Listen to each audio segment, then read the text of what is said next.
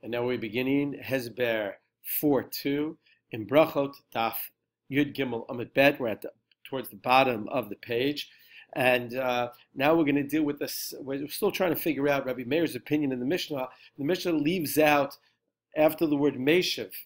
We don't know what category of person you're allowed to respond to. So we talked about the first topic, which was in between paragraphs, and we said that when it comes to inquiring, it's for the category of respect, and we would be able to infer that when it comes to responding to someone when you're in between the paragraphs, that you can also do it for someone of respect.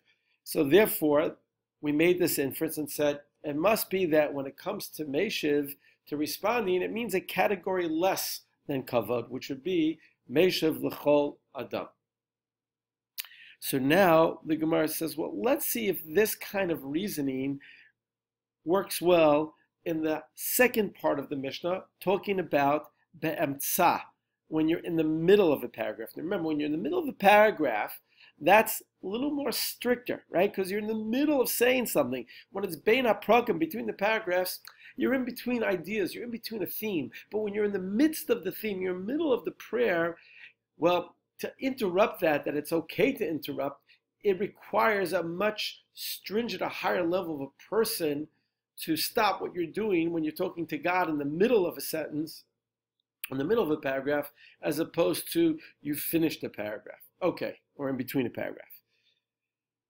Ema Seifa. Let's look at the Seifa. Let's look at the second part of the Mishnah, the second part of the opinion of Rabbi Meir. Be'emtza. And when you are in the middle, in the midst of the paragraph, Shoel, you may inquire, if you see someone in the category of Yira, someone that you have to have awe or fear for, you may inquire.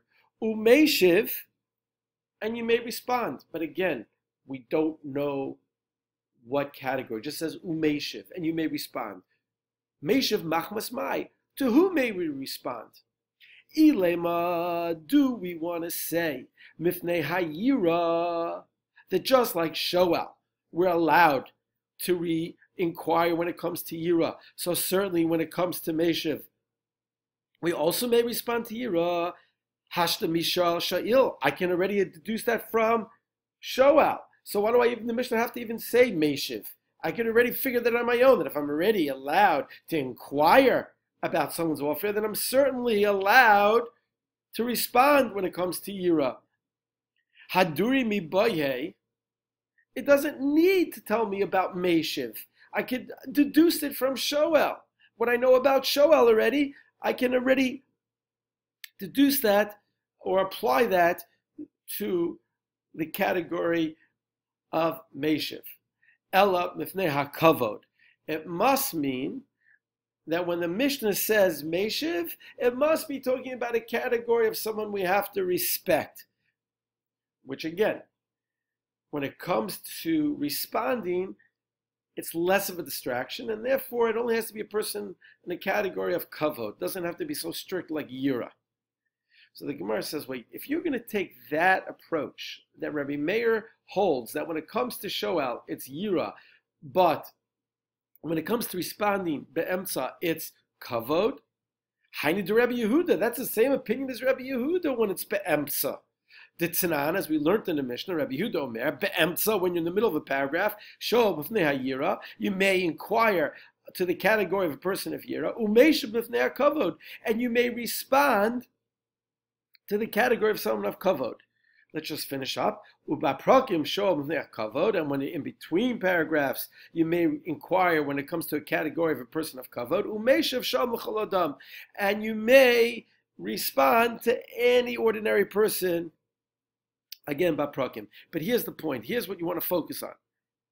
Rabbi Yehuda's opinion is that be'emtza, shoel b'fnei ha'yira, you may you may inquire to a person's a category of fear, and you may respond, meshiv, to a person of the category b'fnei ha'kavod, of kavod.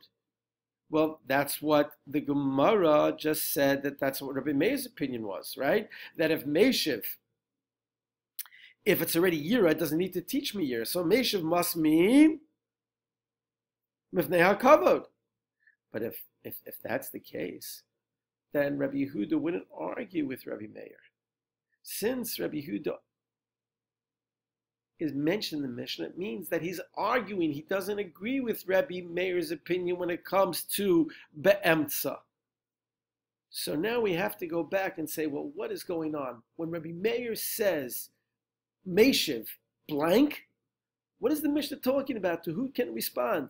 If we think it's about the same person that we can be shoel to, then what do you have to say Meshiv for? And if you tell me that it's a category less of a person from Yira, which would be kavod, well, that's Rabbi Yehuda.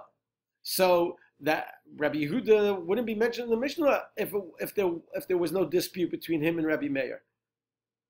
So we have to go back and have to rethink this again and say, And why are we doing this? Because we're trying to get it right. We're trying to understand the Mishnah and saying, why is there an inconsistency here? How do we learn it? We want to make sure that there's integrity in the teachings of the Mishnah.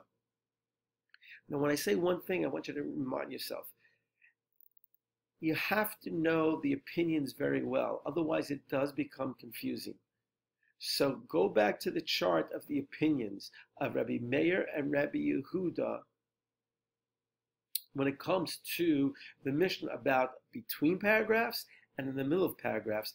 Make sure you have that right.